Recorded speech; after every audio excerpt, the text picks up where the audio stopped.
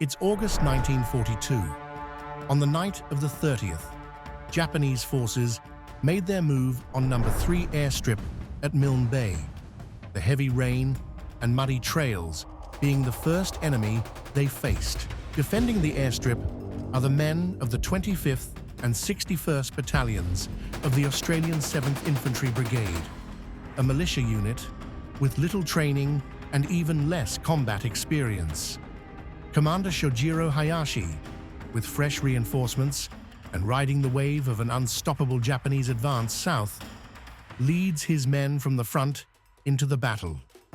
However, on that dark, treacherous night, Hayashi and the men of the 3rd and 5th Special Naval Landing Force are stunned by the ferocity of the Australian defenders.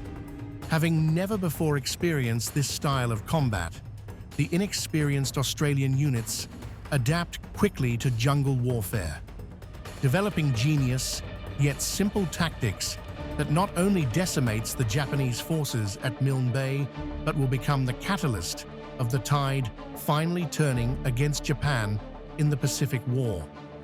This is the story of how Australian militia units not expected to be fighting on the front line, made history when they stood their ground against the almighty Imperial Japanese forces. This is the Battle of Milne Bay. In the 8 months since the attack on Pearl Harbor, Japan has not been stopped. Without the US Pacific Fleet to counter their ambitions, they advance with a brutal campaign that sees them capture the resource-rich territories of Southeast Asia. By March, Japan had taken the territory of New Guinea and the Dutch East Indies. With eyes now squarely on the Australian-controlled territory of Papua, Japan had well and truly arrived on Australia's doorstep, with Australia now at the front line of the Pacific War. Having stretched their logistics to its limits, Japan's primary goal now was to secure their southern flank, establish control to isolate and dominate the region. One of the most crucial locations in this strategy was Port Moresby, the capital of Papua. On the southern coast of Papua, the capture of Port Moresby would enable the Japanese to establish an airbase, enabling them to take control of the Pacific Islands, cut Australia off from its allies, and launch air attacks on Australia. It would also serve as an important staging point for any future invasion.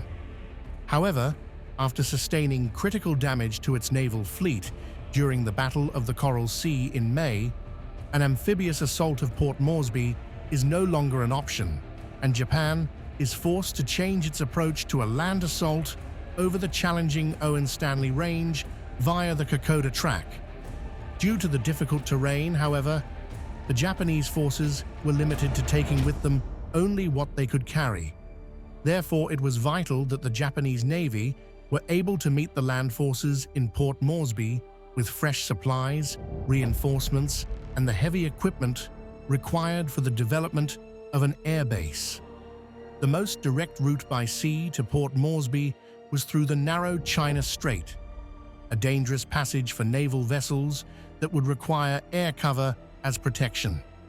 Japan had identified Milne Bay on the southeasternmost tip of Papua and the tiny islands off its coast as the most suitable location for a seaplane base to provide local air cover as their ships went through the China Strait. However, unbeknownst to Japan, the Allies had already identified the importance of Milne Bay and had been active in the area since June. The recently appointed Supreme Commander of Allied Forces in the Southwest Pacific Area, General Douglas MacArthur, had directed his senior officers to identify 2 locations for new bases that could protect Port Moresby's flanks. Merauke was selected to protect its western flank, and Milne Bay to protect its eastern flank. In June 1942, the 46th U.S. Engineer Battalion was sent to Milne Bay to establish 3 airstrips. The 55th Australian Infantry Battalion, a militia unit, were also sent to provide protection for the engineers. The grueling work commenced on cutting through the dense jungle and coconut plantation. With little sunshine, heavy rainfall each day, and muddy, boggy trails, the conditions were horrendous. Many of the early troops suffering from malaria and other tropical diseases. The 55th Battalion being affected so badly that in early August they were withdrawn and sent back to Port Moresby. By the 11th of July, the 7th Brigade arrived under the command of Brigadier John Field, a militia unit made up of the 9th, 25th and 61st Royal Queensland Infantry Battalions. As the work on the airstrips was so demanding, these battalions were put to work rather than preparing their defences and going through training drills to learn what was necessary for fighting in the jungle.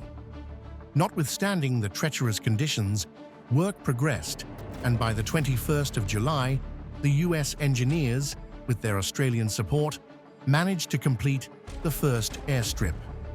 Over the course of the next few days, the 75 Squadron and the 76 Squadron of the Royal Australian Air Force, equipped with P-40 Kitty Hawks, arrived. On the 4th of August, a Japanese air reconnaissance plane sighted the Australian garrison at Milne Bay, a complete surprise to them at that time. They reported back seeing planes on the ground and a garrison of a few hundred men. The Japanese Navy gave orders for an invasion on the night of the 25th-26th for the capture of Milne Bay. However, the Japanese had made a critical error as they planned the attack.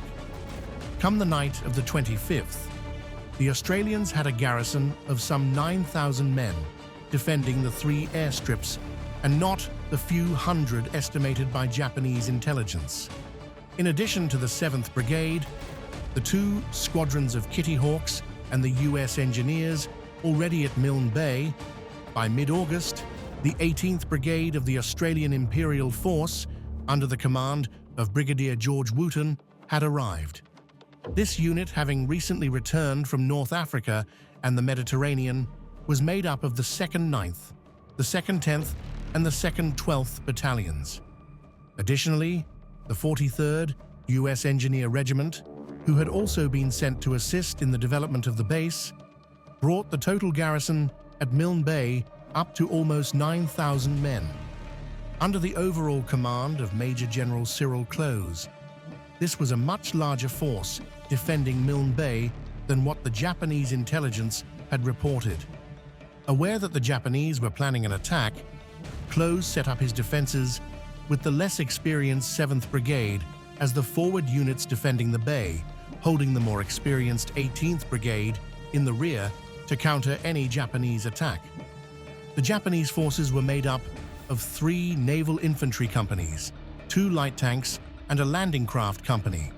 With their orders to attack Milne Bay on the 25th, they planned a 2-front attack. Under the command of Shojiro Hayashi, their main attacking force, with approximately 1,300 men, would land at Rabi in Milne Bay. A second unit, the Tsukuoka Force, with approximately 350 men, were to land at Taupota on the north coast for an overland assault on the northern flank of the Allied base. However, on the 24th of August, the Tsukuoka Force en route to Taupota was sighted by the Royal Australian Navy, and on the following day, 9 Kitty Hawks from 75 Squadron attacked the Tsukuoka unit, damaging all of their landing craft and rendering his force stranded on a nearby island.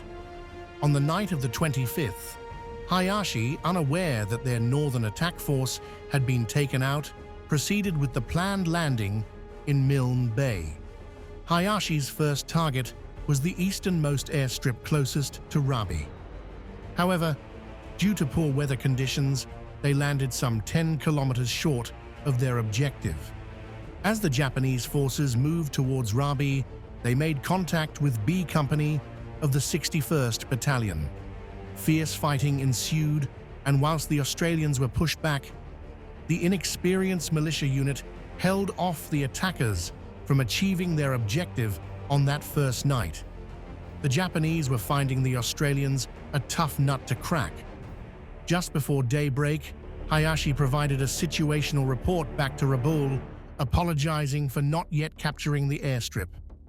This forced Japan to change their plans. Moments before sunrise, the unloading operations of their transport ships was suspended, and all transport vessels were ordered out of the bay. As daylight broke, however, it was too late. US bombers were first on the scene and dropped their payloads on the vessels with great effect.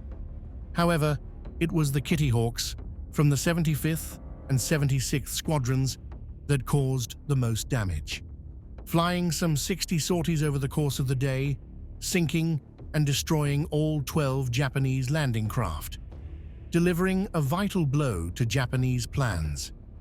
In between air attacks, Hayashi continued his offensive, but continued to be met by a determined defense from the men of the 61st. By the morning of the 27th, the 61st Battalion were down to approximately 82 men fit for combat. They were in dire need of reinforcements. The 2nd 10th Battalion of the 18th Brigade were marching their way to relieve the men of the 61st who had fought and held the Japanese advance for 2 nights. However, the 2nd 10th Unit had not yet become accustomed to jungle warfare, and in a series of miscalculations, including being dismissive to the militia unit's advice, they left their anti-tank guns behind and hastily set up their defenses. On the night of the 27th, as Hayashi pushed forward, contact was made around 1930 hours. The 2 light tanks were effective in driving a wedge through the men of the 2nd 10th, and over the course of the night, the Japanese managed to push past their position, losing its cohesion as a fighting unit and unable to regroup in the darkness. The 2nd 10th Battalion was effectively out of the battle at this stage. Hayashi's force continued to push around the bay and were confronted by the men of the 25th. Unfortunately for the Japanese at this point, they have lost both of their light tanks, both veering off the edge of the skinny, muddy trail, half in the ditch, half on the trail, and ending up bottoming out with their tracks spinning freely in the air. Intense fighting ensued, and again, the militia units demonstrated they were capable in combat, with the 25th managing to stem the Japanese advance enough that as daylight broke, Hayashi's men retreated into the dense jungle to avoid being exposed to air attacks. As Hayashi has effectively reached the easternmost airstrip, the Japanese spent the next 2 nights consolidating their position and preparing for the next assault. This included bringing in approximately 600 fresh reinforcements under the command of Minoru Yano. Anticipating the attack on airstrip number 3, Close set up his defense using the 25th Battalion on the southeastern end of the airstrip and the 61st Battalion holding the northwestern end. The airstrip was an exceptionally well-configured area to defend.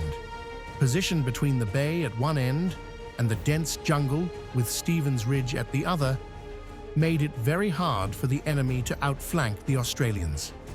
At 2 kilometers long and 70 meters wide, the airstrip offered clear lines of sight on any enemy attempting to cross over. In addition, the Australians had run barbed wire right down the center of the airstrip, providing an extra layer of difficulty for the Japanese. Positioned along the defenses are 3-man Vickers machine gun crews, 3-inch mortars, and 25-pounder guns. Supporting the Australians are the US Engineer regiments and their half-tracks with their 50-caliber machine guns. On the night of the 30th, the Japanese made their move on the airstrip. Heavy rain and the mud being the first enemy they faced.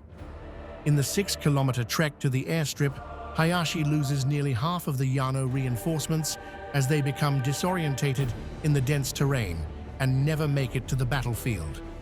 On reaching the airstrip, Hayashi leads the attack from the front. 3 times they attempt to cross the airstrip, 3 times they are met with a fierce barrage from the defenders and pushed back. The Japanese lose Hayashi at this stage, and Minoru Yano takes command. He too attempts to lead one last attack to take the battlefield, but is met with the same ferocity and is also repelled back. As daylight breaks, and with it the threat of air attacks, Yano is forced to retreat into the cover of the jungle. The Allies had successfully held their ground, with not one Japanese soldier getting to the other side of the airstrip. Close, confident that they have broken up the Japanese attack force, goes on the offensive, sending the 2nd 12th Battalion in pursuit of the retreating Japanese. Learning from the mistakes made by the 2nd 10th 4 nights ago, the 2nd 12th take with them their anti-tank guns and Bren guns. What followed was 5 days of intense jungle warfare and a relentless pursuit by the Australians. Having quickly adapted to the style of fighting and the challenges of the early days of the battle, the Australians made 2 very simple yet genius tactical changes that became the catalyst to the Japanese withdrawal from Milne Bay. Firstly, they adapted their fighting formations at a company and platoon level more suited for the jungle. However, it was their ability to coordinate artillery and air cover that was the most ingenious move. In an unfamiliar location with no maps, no way to positively identify the position of the enemy, calling in artillery strikes was impossible. However, the Australian officers were clever. They used the bay as a visual range, directing artillery fire there first, which then enabled them to direct the fire on the enemy position. Additionally, once they had the enemy targeted, they came up with yet again a very simple but genius method of coordinating the air attacks. Dropping a round of artillery smoke at one end of the enemy position and a second round at the other end, giving the aircraft 2 columns of smoke and a perfect strafing line to fire upon. Simple and effective innovation on the battlefield by the Australians provided them with the edge against the invading forces. For an enemy that has not faced defeat and has not retreated from a fight, the Japanese were stunned and are quickly falling back in a fighting retreat. The 2nd 12th Battalion, supported by the 9th Battalion of the 7th Brigade, continued to fight the Japanese forces all the way back along the north coast of Milne Bay.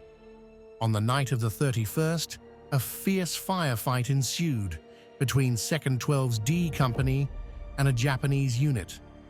Of the 200 men in the Japanese company, almost 60% of them do not make it through the battle.